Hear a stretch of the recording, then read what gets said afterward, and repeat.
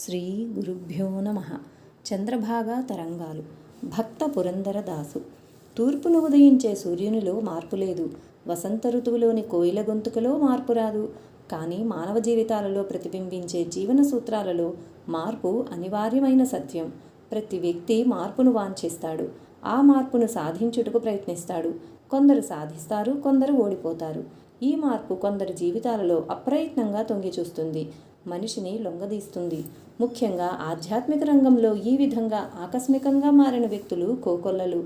ఒక దివ్య ఘడిలో తమ గత జీవితానికి సమాధి కట్టి నూతన జీవితాన్ని చేపట్టి తాము నడుస్తూ ఇతరులను నడిపిస్తూ తత్వచింతనలో చరించి తరించిన భక్తులు, భాగవతోత్తములు ఈ పుణ్య భారతావనిలో ఎందరో ఉద్భవించారు.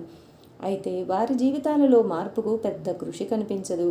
అయినా పూర్వజన్మ ఫల విశేషముచే భగవత్కృపకు పాత్రులై ఆ పరిణామ దివ్యక్షణము రాగానే ఉన్నపళంగా మారి ఎందరికో స్ఫూర్తిని కలిగిస్తారు. భగవన్మూర్తులుగా కనిపిస్తారు. స్త్రీమోహంలో పిచ్చివాడిలా పరిభ్రమించి మానవత్వం లేని మనిషిగా సంచరించి తనవారికి తోటివారికి క్లేశకారకుడైన వ్యక్తి ఆకస్మికంగా మారి వేమనయ్యై అందరి హృదయాలలో ఒక సముచిత స్థానాన్ని ఏర్పరచుకున్నాడు. శల్యగతమైన ముదుసలిని, శోకగ్రస్తుడైన రోగిని, శ్మశాన వాటికకు తరలిపోయే శవాన్ని చూసి సిద్ధార్థుడు అప్రయత్నంగా మారి బుద్ధుడయ్యాడు.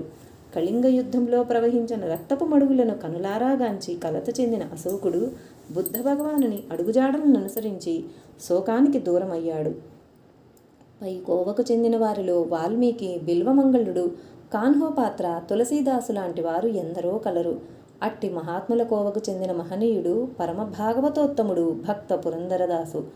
పూనాకు 15 మైళ్ళ దూరాన గల పురందరగడలో క్రీస్తు శకం 15వ శతాబ్దంలో ఇతడు జన్మించాడు. ఇతనికి శ్రీ నివాసనాయకుడని నామకరణం చేశారు.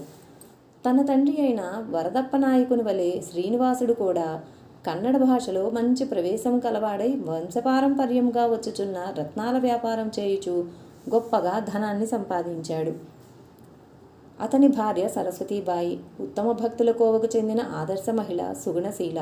శ్రీనివాసుడు మహాలోభి, ధనికుడై ఉన్నను మహాదరిద్రులా జీవించాడు. రోగం వస్తే ప్రకృతి వైద్యమే గాని పైసా ఖర్చు పెట్టి మందు తీసుకోడు. ప్రాణాన్ని నిలుపుకోవడానికి అవసరమైన ఆహారమే తీసుకునేవాడు. ఆకాశాన నక్షత్రాలను లెక్కించవచ్చునేమో గాని అతని చొక్కా చినుగులకు వేసిన అతుకులను లెక్క పెట్టలేము. బిచ్చగాడిని పరమ శత్రువుగా భావించేవాడు. గడ్డివాముపై కూర్చుని తాను గడ్డి తినక పశువులను తిననివ్వక పెత్తనం సాగించే కుక్కవలే తను అనుభవించక ఇతరులకు సహాయం చేయక జీవితమును నిరర్ధకంగా సాగించేవాడు.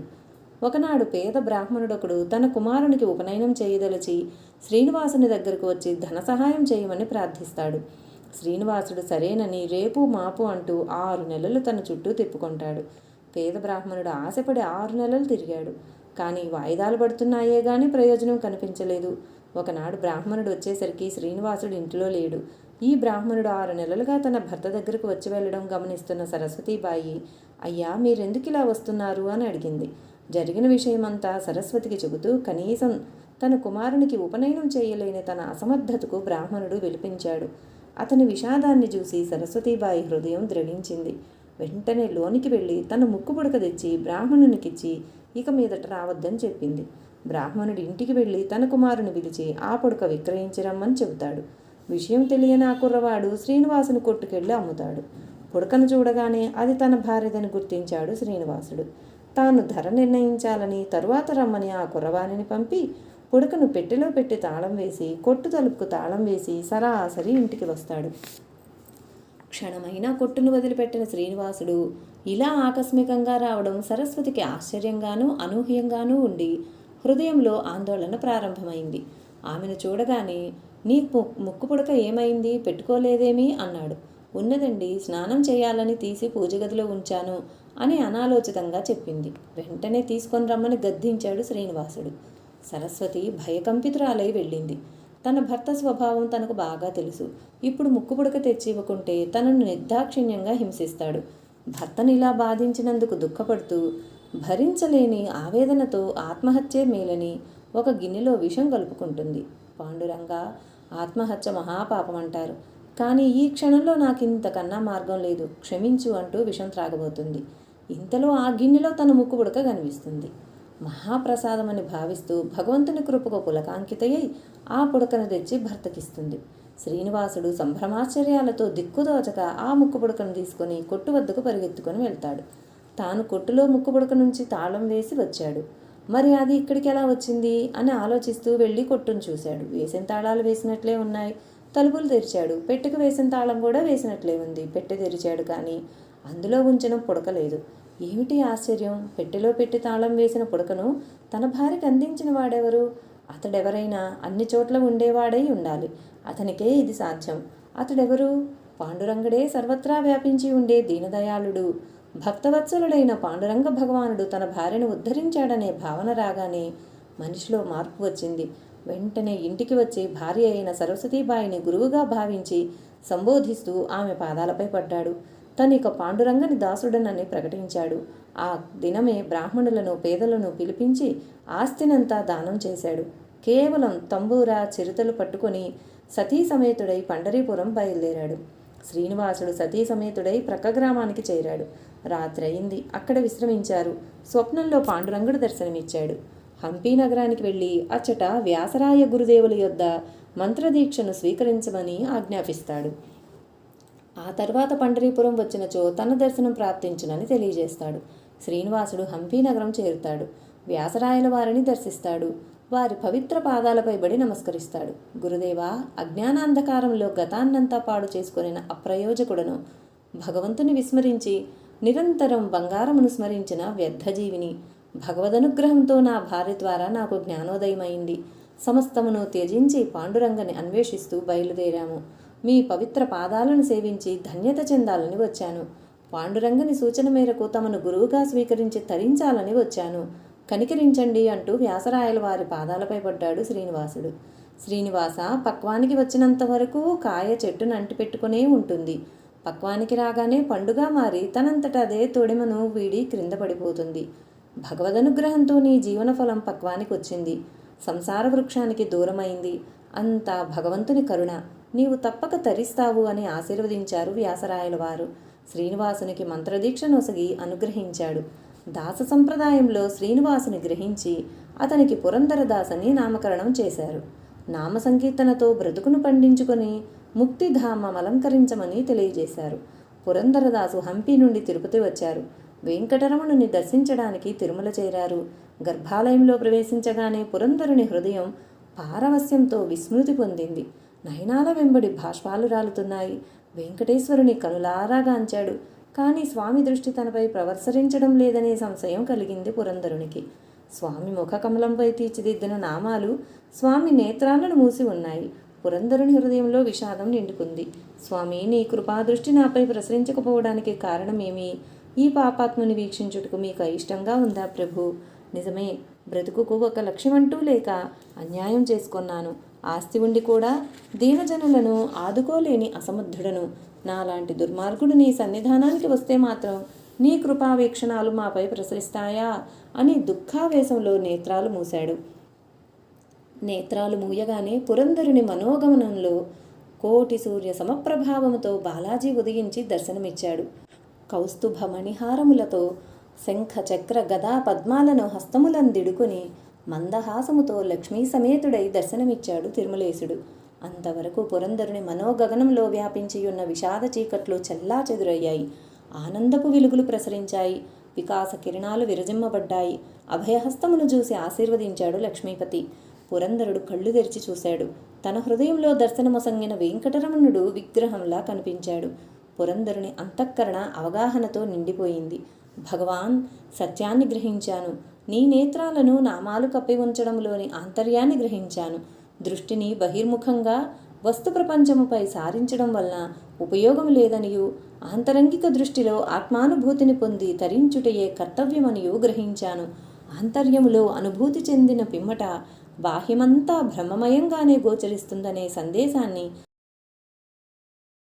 భగవాన్ నీవు ప్రవచించకనే ప్రదర్శిస్తున్నావు అని వెంకటాచలపతి అనంత గుణములను కీర్తించాడు.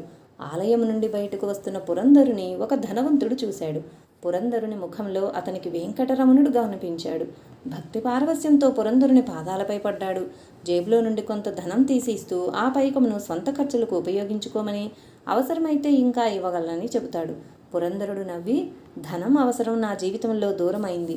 ధనధాన్యాల మధ్య చితికిపోయిన బ్రతుకు వాటిని త్యజించి ఈనాడు సంతృప్తి చెందినది. పండరీనాథుని పవిత్ర పాదాలకు నేను సంపూర్ణ శరణాగతుడనయ్యాను. నా అవసరాలన్నీ పాండురంగడే తీరుస్తాడు. ఈ ప్రపంచ ఎండమావిలో అమృతజలం కొరకు అన్వేషించే అలవాటు నాలో అదృశ్యమైంది. మీ ప్రేమకు చాలా సంతోషం. నాకు ధనం వద్దు. మీకు నాపై అంత ప్రేమయున్నచో నిత్యము కొంతసేపు భగవన్నామ సంకీర్తన చేయండి. మీరలా చేయగలిగినచో నాకు సంతృప్తి కలుగుతుంది, మీకు సద్గతి ప్రాప్తిస్తుంది అని బోధిస్తాడు. పురంధరుని ప్రబోధమునకు ఆశ్చర్యం చెందిన ఆ ధనికుడు, మహాత్మా, మిమ్మల్ని చూడగానే మీరు దైవాంశ సంభూతులని నా మనసు ఊహించింది. ఇప్పుడు మీరిచ్చిన సందేశంతో మీరు సాక్షాత్తు దైవమేనన్న దృఢ సంకల్పం ఏర్పడింది. ఈ దీనుని కరుణించండి. ఈ ధనం మీకు అవసరం లేకపోయినా మీ సాన్నిధ్యంలో పేదలకు సాధువులకు అన్న సంతర్పణ చేయుటకు నాకు అనుజ్ఞ ఇవ్వండి. ఈ విధంగా నా ధనానికి సాధకం ఏర్పడుతుంది. దీననారాయణ సేవను మీ చేతి మీదుగా జరిపించండి అని ప్రార్థిస్తాడు. ధనికుని భక్తిపూర్వక విన్నపమును ఆలకించి పురంధరుడు సమ్మతిని తెలియజేస్తాడు. అన్న సంతర్పణకు ఏర్పాట్లు జరుగుచున్నాయి. అప్పన్న అనే భక్తుడు పురంధరదాసుకు సహకరిస్తుంటాడు. షడ్రసోపేతంగా ఆహార పదార్థములు తయారు చేయబడ్డాయి. సాధువులు, పేదలు అన్న సంతర్పణలో పాల్గొన్నారు. అందరిలో పాండురంగని దర్శిస్తూ చేతులెత్తి నమస్కరిస్తూ పురంధరుడు వారిని ఆహ్వానిస్తున్నాడు. అందరూ ఆసీనులయ్యారు. వడ్డన ప్రారంభం కానున్నది. ఆసీనులైన భక్తులంతా హరే రామ నామజపం చేస్తున్నారు. పురంధరుడు భోజన పత్రములపై నేతిని వడ్డించమని అప్పన్నను కేకవేశాడు. అప్పన్న వచ్చి నెయ్యి వడ్డించాడు. అందరికీ పదార్థాలన్నీ తృప్తిగా వడ్డించారు. భక్తులంతా తృప్తిగా భుజించి ఆనందపడ్డారు. సంతర్పణ ఏర్పాటు చేసిన ధనికుడు అమితానందం చెందాడు. పురంధరుడు సత్రం వీధి గుమ్మం వైపు నడుస్తుండగా అప్పుడే స్నానం చేసి వస్తున్న అప్పన్న కనిపించాడు. అప్పన్న, ఎక్కడి నుండి వస్తున్నావు అన్నాడు పురంధరుడు. పుష్కరిణిలో స్నానమాచరించి వస్తున్నాను అని అప్పన్న సమాధానం చెప్పాడు. స్నానమాచరించకనే ఘృతాన్ని వడ్డించావా అని పురంధరుడు కోపోద్రిక్తుడయ్యాడు. మహాత్మా, నేను నేయి వడ్డించడం ఏమిటి? నేను గంట ముందు స్నానానికి పుష్కరిణికి వెళ్ళాను. వడ్డన ప్రారంభమైనదేమోనని ఆందోళనతో తొందరగా వస్తున్నాను అని అప్పన్న బదులు చెప్పాడు. పురంధరుడు లోనికి వెళ్ళి చూశాడు. వడ్డిస్తున్న అప్పన్న అక్కడ కనిపించలేదు. పురంధరుని హృదయం ద్రవించింది. శరీరం కంపించిపోయింది. నేత్రముల వెంట ఆనంద బాష్పాలు రాలుతున్నాయి. హే ఏడుకొండలవాడ, వెంకటాచలపతి, వైష్ణవ అన్న సంతర్పణలో సాక్షాత్తు వైకుంఠవాసుడవైన నీవే వచ్చి వడ్డను ప్రారంభించావా తండ్రి? కరుణ వర్ణించను సాధ్యం కాదు అంటూ పులకాంకితుడయ్యాడు పురంధరుడు. అనుభవామృతమును గ్రోలుతూ పురంధరుడు తిరుపతి నుండి బయలుదేరి చెన్నకేశవ స్వామి దర్శనానికై బేలూరు చేరాడు. స్నానానంతరం చెన్నకేశవ స్వామి ఆలయంలోకి ప్రవేశించాడు. చెన్నకేశవ స్వామిని దర్శించాడు. పురంధరుని దృష్టికి స్వామి బాలకృష్ణుడు విలపిస్తున్నట్లుగా దర్శనమిచ్చాడు. స్వామి ఏడుస్తూ ఉంటే పురంధరుని హృదయం కరిగింది. మాతృవాత్సల్యం ఏర్పడింది. ఆ వాత్సల్యానుభూతిలో తాను యశోదయ్య అయినట్లు భావన ఏర్పడింది. వెంటనే స్వామిని ఓదార్చుతూ ఒక కీర్తన గానం చేశాడు. స్వామి విలపించుటకు గల కారణములను ప్రశ్నిస్తూ సుశ్రావ్యంగా కీర్తించాడు. ఇప్పటికి కూడాను కర్ణాటక దేశంలో పిల్లలు ఏడ్చినప్పుడు తల్లులు ఈ కీర్తనను పాడుతుంటారు. కన్నయ్యా, ఎందుకు అనవసరంగా ఏడుస్తున్నావు? ఏం జరిగిందని? ఏడు పాపకుంటే గుడ్లగోబను పిలుస్తాను. కృష్ణ, నీవు బాలుడుగా ఉన్నప్పుడు పూతన అనే రాక్షసి నీకు పాలివ్వడానికి వచ్చింది. నీ దివ్య మహిమచే ఆ పూతన ప్రాణాలే హరించావు. అది చూసి నిన్నెవరైనా దిష్టి పెట్టారేమో. నీ దుఃఖానికి కారణం ఇదేనా కన్నయ్యా? గోవులను కాచుటకు నీవు వెళ్ళినప్పుడు భయంకరముగా వర్షం పడింది. నీ అనంత బలపరాక్రమముతో గోవర్ధన పర్వతమును చిటికిన వ్రేలుతో ఎత్తి గోకులాన్ని రక్షించావు. పర్వతాన్ని ఎత్తుట వల్ల నీ వేలుకు నొప్పి కలిగిందా? అందుకేడుస్తున్నావా కన్నయ్య? ఓ పాండురంగ, భక్తజన రక్షక, నీ ఏడుపు నాపి దర్శనమిమ్ము. నీ దర్శనము ద్వారా మా ఏడుపును రూపుమాపుము అని పురంధరుడు ప్రార్థించగా స్వామి ఏడుపు మాని మందహాసముతో పురంధరదాసుని ఆశీర్వదించారు. బేలూరు నుండి పండరీపురం బయలుదేరాడు పురంధరదాసు. పవిత్ర చంద్రభాగా నదిలో స్నానమాచరించి పాండురంగని దర్శించాడు. పాండురంగ దర్శనంతో పురంధరుడు పూర్ణ పురుషుడయ్యాడు. ఆప్తకాముడుగా మారాడు. నిరంతరం స్వామి దర్శనంతో సంకీర్తనతో తృప్తి చెందుతూ పండరీపురంలోనే స్థిరపడిపోయాడు పురంధరుడు. పండరీపురం వదిలి వెళ్ళలేని అసమర్థత అతనిలో బాగా వ్యాపించింది. పాండురంగనికి దూరమై జీవించలేని అసక్తత తనలో చోటు చేసుకున్నది. పురంధరునికి 80 సంవత్సరములు నిండాయి. శరీరము అసక్తతకు నిలయమైంది. బ్రహ్మముహూర్తంలో చంద్రభాగాకు వెళ్ళి స్నానమాచరించే శక్తి సన్నగిల్లింది. తనతో బాటు జీవించే అప్పన్న ప్రతిరోజు వేకువజామున బ్రహ్మముహూర్తంలో నీళ్లు తెచ్చిపెట్టి పురంధరుని స్నానానికి సిద్ధం చేసేవాడు. స్నానానంతరం ఆలయానికి వెళ్ళి పాండురంగని సుప్రభాత సేవలో పాల్గొనేవాడు పురంధరదాసు. ఒకనాడు అప్పన్న అలసి నిద్రపోయాడు. పురంధరుని స్నానానికి నీళ్లు తీసుకుని రాలేదు. సుప్రభాత దర్శనం లభించదేమోనని పురంధరుడు ఆందోళన చెందసాగాడు. చివరకు పాండురంగడే అప్పన్న రూపంలో నీళ్లు తెచ్చి దించాడు. ఆలస్యంగా నీళ్లు తెచ్చినందుకు పురంధరుడు కోపగించి అప్పన్నను శిరముపై కొట్టాడు. తొందరగా స్నానమాచరించి ఆలయానికి వెళ్తున్నాడు. దారిలో నీళ్లు తీసుకుని అప్పన్న వస్తున్నాడు. గురుదేవ, చందన తిరుచూర్నాదులు ధరించి బయలుదేరారు. స్వామి దర్శనానికని భావిస్తున్నాను. స్నానం చేయకనే వెళ్తున్నారా? ఈ దినం కాస్త ఆలస్యంగా నిద్రలేచాను. అందుచేత నీళ్లు తీసుకుని రావడం ఆలస్యమైంది. క్షమించవలసింది అంటాడు అప్పన్న. పురంధరుడు నిర్ఘాంతపోయాడు. అదేమిటప్పన్నా, నీవు నీళ్లు తెచ్చిపెట్టావుగా? నీవు తెచ్చిన నీళ్లతోనే నేను స్నానమాచరించాను. పైగా ఆలస్యంగా తెచ్చావని నీ శరీరంపై దెబ్బ వేశాను కూడా అన్నాడు పురంధరుడు. స్వామి, క్షమించండి. ఈరోజు ఇదే నాకు మీ ప్రథమ దర్శనం. నేను నిద్రలేచి చంద్రభాగాకు వెళ్ళి స్నానమాచరించి మీకు నీళ్లు తెస్తున్నాను. ఇంతకు ముందే నేను నీళ్లు తెచ్చిపెట్టానని మీరు అనుట నాకు ఆశ్చర్యంగా ఉన్నది అన్నాడు అప్పన్న. పురంధరునికి విషయం అవగతమైంది. హే పాండురంగా, ఈ ముదుసలి భక్తుని స్నానానికి నీళ్లు కూడా తెచ్చిపెట్టావా తండ్రి? ఆనాడు తిరుపతిలో అప్పన్న రూపంలో అరుదించి అన్న సంతర్పణలో ఘృతం వడ్డించావు. ఈనాడు అప్పన్న రూపంలో ఇక్కడికి తెంచి స్నానానికి నీళ్లు సిద్ధం చేశావు. పైగా నా చేతి దెబ్బలు కూడా తిన్నావా తండ్రి అని పశ్చాత్తాపంతో కుమిలిపోతూ ఆలయం వైపుకు నడిచాడు పురంధరుడు. సుప్రభాత దర్శనం లభించింది. కానీ అక్కడ ఒక వింత దృశ్యం కనిపించింది. పాండురంగని శిరముపై వాపు ఏర్పడి ఉన్నది. స్వామి శిరస్సు అలా వాయడానికి కారణమేమిటా అని భక్తులంతా మాట్లాడుకొంచున్నారు. పురంధరునికి విషయం అర్థమైంది. హే విఠల, తెలియక చేసిన నేరానికి నన్ను దోషిగా నిలబెడుతున్నావా? అప్పన్న అనే భావంతో నేను కొట్టాను. అప్పన్న రూపంలో వచ్చింది నీవేనని తర్వాత తెలిసింది. క్షమాపణ కోరడానికి నీ సన్నిధికి వచ్చాను. నీవు ప్రత్యక్ష సాక్ష్యంగా ఇక్కడ నిలబడి నా అపచారాన్ని భక్తులకంతా తెలియజేస్తున్నావు. అంతటా నిండియున్న నీకు నే కొట్టిన దెబ్బ అంత వాపును కలిగించిందా? కాదు. నన్ను దోషిగా నిలబెట్టడానికి నీవు అలా నటిస్తున్నావు. ఈ దీనుడిపై అంత కినుకెందుకు ప్రభు? మీ నీ చరణాలను ఆశ్రయించిన వాడను. క్షమించి కనికరించవా తండ్రి అని పురంధరుడు ప్రార్థన చేయగానే పాండురంగని శిరముపైనున్న వాపు అదృశ్యమైంది. మందహాసంతో పండరీనాథుడు దర్శనమిచ్చాడు. పురంధరుడు తన శేష జీవితాన్ని పాండురంగని పాదాల చెంతనే గడిపాడు. నిత్యము చంద్రభాగా పవిత్ర జలంలో స్నానమాచరిస్తూ విఠలనాథుని దర్శిస్తూ కీర్తనలు గానం చేస్తూ చివరికి పాండురంగనిలో ఐక్యమయ్యాడు. పురంధరుని హృదయం చాలా విశాలమైంది. అతనిది సంకుచిత దృష్టి కాదు. అతని దృష్టి ప్రపంచ నలుమూలలకు ప్రాకగలదు. అతనికి కులమత భేద ప్రసక్తియే లేదు. అతని ప్రేమాలింగనంలో ప్రపంచమంతా ఇమిడిపోతుంది. అతడు కీర్తనల ద్వారా భక్తిని ఎంతగానో ప్రచారం చేశాడు. పురంధరుడు 4,75,000 కృతులు వివిధ రాగాల్లో రచించాడు. దాసరేంద్ర దాసర పురంధర దాసర అను సామెత కర్ణాటక దేశంలో బాగా వ్యాపించింది. పురంధరదాసుడొక్కడే దాసుడు గాని ఇతరులు దాసులు కారని, భగవంతుని దర్శించేందుకు గ్రంథాలు వల్లెవేయనక్కర్లేదని, శుష్క పాండిత్యంతో భగవంతుని పొందుట కష్టమని, తీర్థక్షేత్రాలు తిరిగి తిరిగి అలసిపోనక్కర్లేదని తెలిపాడు. అంతఃకరణ శుద్ధి, హృదయంలో భగవత్ప్రేమ, సచ్చీలము చాలునని చాటాడు. భక్తుల చరిత్రలో పురంధరదాసునికి ఒక విశిష్ట స్థానం ఉంది. భక్త ప్రపంచంలో పురంధరదాసు అమరజ్యోతి. అందుచేతనే త్యాగరాజస్వామి వంటి భక్తుడు కూడా ప్రహ్లాద భక్త విజయంలో పురంధరుని గూర్చి ఇలా వ్రాశాడు. దురితములెల్లను పరిమార్చెడి హరిగుణముల బాడుచు నెపుడున్, పరవశుడై వెలయు పురంధరదాసుని మహిమలను తలచెద మదిలోన్. ఓం శ్రీ హృషికేశాయ నమః. జై పాండురంగ విఠల.